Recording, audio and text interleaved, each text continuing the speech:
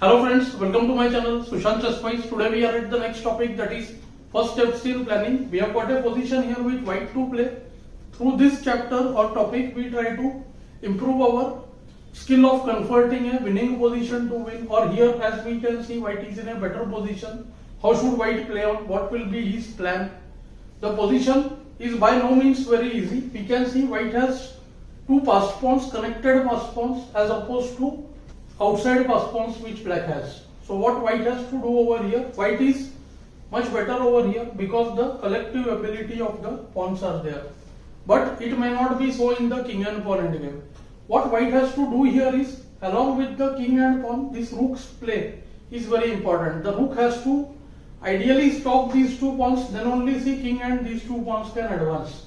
And for that rook, it looks like a tedious task to stop both of the pawns. What white does here is he improvises his rook a bit. Let's see what the rook should do. It goes rook a5.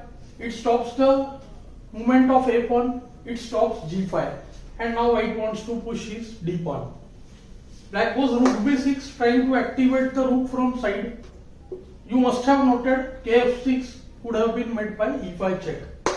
So now comes d4 after rook b6, rook b3 check, king f4, and black tries rook b4. Not only it's a small trap, but firstly see after rook a6, rook d4, black's task to draw the game would be very easy.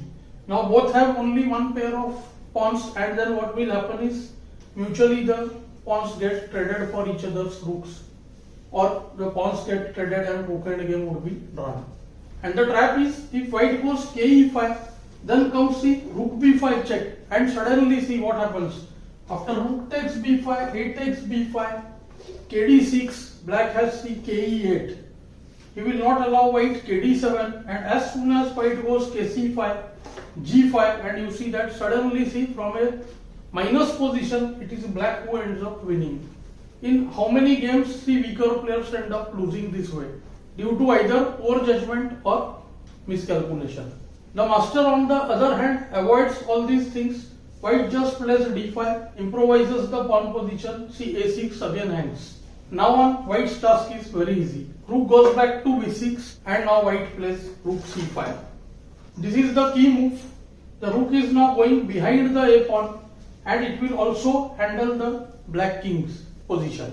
Once again rook b4, rook c7 check. Perhaps white had thought of king f6, but see king f6, then rc6 check, and a6 would be taken. So king f8, rook a7, rook b6, and see in last 5-6 moves, if you have noted, only white has improved his position.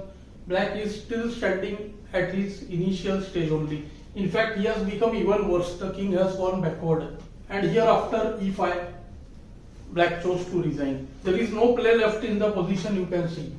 After ke8, just d6, and the king would come to f5 and ke6, and the waiting threats start. Even see g7 is hanging. So the king cannot go to e8 also. In fact, if g6, then also same d6, and then king can come from g5 to f6, and then again waiting threats and advance the e pawn to e6.